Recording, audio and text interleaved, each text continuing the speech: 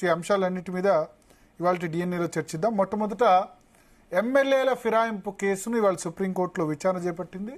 ఈ సందర్భంగా సుప్రీంకోర్టులో స్పీకర్ తరపున ముకుల్ రోహత్కి తన వాదనలు వినిపించారు. రేపు మళ్ళీ అభిషేక్ మను సింఘ్వి ఈ ఫిరాయింపు ఎమ్మెల్యేల తరపున వాదనలు వినిపించే అవకాశం ఉంది. ఆ తర్వాత రేపు జడ్జిమెంట్ రిజర్వ్ చేసి బహుశా జడ్జిమెంట్ రిజర్వ్ చేసిన తర్వాత మళ్ళీ సుప్రీంకోర్టు తన తీర్పును వెలువరించే అవకాశం ఉంది. అయితే ఇవాల్టి విచారణ సందర్భంగా ముఖ్యమంత్రి రేవంత్ రెడ్డి మొన్న అసెంబ్లీలో మాట్లాడిన మాటలపై సుప్రీంకోర్టు ఆగ్రహం వ్యక్తం చేసింది. మొన్న అసెంబ్లీలో మాట్లాడిన మాటల్ని బీఆర్ఎస్ తరపున న్యాయవాది ఆర్యమా సుందరం సుప్రీంకోర్టు దృష్టికి తీసుకెళ్లినప్పుడు అసెంబ్లీలో ఈ విధమైన వ్యాఖ్యలు అంటే రేవంత్ రెడ్డి ఏమన్నారంటే ఈ పార్టీ ఫిరాయింపులు గతంలో జరిగాయి, ఇప్పుడు జరిగాయి, అప్పుడు బై ఎలక్షన్స్ రాలేదు, ఇప్పుడు కూడా బై ఎలక్షన్స్ రావు అని ఆయన చెప్పారు. సో ఈ వ్యాఖ్యల్ని సుప్రీంకోర్టు దృష్టికి తీసుకెళ్లినప్పుడు సుప్రీంకోర్టు ఏం కామెంట్ చేసిందంటే 10th షెడ్యూల్ రాజ్యాంగంలోని 10వ షెడ్యూల్ అంటే పార్టీ ఫిరాయింపులను డీల్ చేసేది రాజ్యాంగంలోని 10వ షెడ్యూల్. ఈ 10వ షెడ్యూల్ని ముఖ్యమంత్రి అపహాస్యం చేస్తున్నారంటూ సుప్రీంకోర్టు న్యాయమూర్తి బిఆర్ గవై కామెంట్ చేశారు.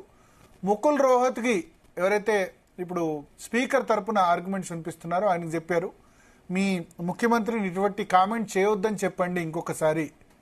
అంటే ఆయన నేను ఇప్పుడు ముఖ్యమంత్రి తరపున ఆర్గ్యుమెంట్స్ వినిపించట్లేదు, స్పీకర్ తరపున వినిపిస్తున్నానని ముకుల్ రోహత్కి ఆయన ధర్మాసనాన్ని చెప్పారు. అయితే మీరు గతంలో ముఖ్యమంత్రి తరపున ఆర్గ్యుమెంట్స్ వినిపించారు కాబట్టి ఫ్లోర్ ఆఫ్ ది హౌస్ ఏవైతే మాటలు మాట్లాడతారో వాటికి శాంక్టిటీ ఉంటుంది, కాబట్టి ఇటువంటి కామెంట్స్ చేయడం సరికాదు.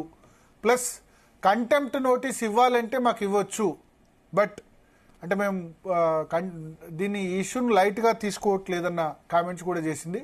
అదే సమయంలో ముకుల్ రోహత్కి ఎవరైతే స్పీకర్ తరపున వాదనలు వినిపిస్తున్నారో ఆయన ఒకటే చెప్పారు, స్పీకర్ నిర్ణయం తీసుకున్న తర్వాత మాత్రమే సుప్రీంకోర్టు ఇంటర్వ్యూన్ అవడానికి, కోర్టులు ఇంటర్వ్యూన్ అవ్వడానికి అవకాశం ఉంది, అంతే తప్ప రాజ్యాంగంలో ఎక్కడ కూడా సుప్రీంకోర్టు స్పీకర్కు సమయం నిర్దేశించజాలదు, ఇన్ని రోజుల్లోపు నిర్ణయం తీసుకోవాలి అని స్పీకర్కు సుప్రీంకోర్టు డెడ్ లైన్ పెట్టేందుకు ఆస్కారం లేదు రాజ్యాంగ ప్రకారం అని ముకుల్ రోహత్కి ఆర్గ్యుమెంట్స్ వినిపించారు. ఈ సందర్భంగా సుప్రీంకోర్టు ఏమందంటే అంటే స్పీకర్ 4-5 సంవత్సరాల పాటు నిర్ణయం తీసుకోకుండా మేము కామ్గా చూస్తూ కూర్చుండాలా, అది రాజ్యాంగ పరంగా కరెక్టా అన్న కామెంట్స్ కూడా సుప్రీంకోర్టు చేసింది.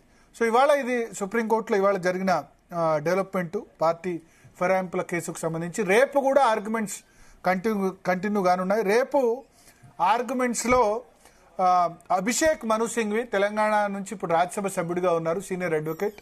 సో ఆయన ప్రభుత్వం తరపున, స్పీకర్ కార్యాలయం తరపున, లెజిస్లేటివ్ సెక్రటరీ తరపున, ఈ పార్టీ ఫిరాయించిన ఎమ్మెల్యేల తరపున ఆర్గ్యుమెంట్స్ వినిపించే అవకాశం ఉంది. ఆ తర్వాత మళ్ళీ పాడి కౌశిక్ రెడ్డి అండ్ కేటీఆర్ వీళ్ళిద్దరు కూడా బీఆర్ఎస్ తరపున పిటిషన్ ఫైల్ చేశారు, వాళ్ళు రిజైండర్ ఇవ్వనున్నారు. సో రేపటితో ఆర్గ్యుమెంట్స్ కన్క్లూడ్ అవుతాయి. ఆర్గ్యుమెంట్స్ కన్క్లూడ్ అయిన తర్వాత సుప్రీంకోర్టు జడ్జిమెంట్ను రిజర్వ్ చేయబోతుంది. రేపు ఎటువంటి తీర్పు రాదు, బట్ తీర్పును రిజర్వ్ చేయబోతున్నారు. మళ్ళీ సుప్రీంకోర్టు దీని మీద పూర్తి స్థాయిలో వాళ్ళు తీర్పు ప్రత్యేకంగా, ఎందుకంటే ఇది ఒక స్పెషల్ కేసు, ఇంతవరకు సుప్రీంకోర్టు డెడ్ లైన్ పెట్టిన సందర్భం లేదు స్పీకర్కు, కాబట్టి రేపు ఇంపార్టెంట్ ఆర్గ్యుమెంట్స్ ఇటువైపు 2 వైపుల నుంచి కూడా ఉన్నాయి. ఆ తర్వాత సుప్రీంకోర్టు తన తీర్పును రిజర్వ్ చేసి మళ్ళీ ఎప్పుడు నిర్ణయం అన్నది చెప్పబోతుంది. సో ఈ అంశం మీద మనతో మాట్లాడేందుకు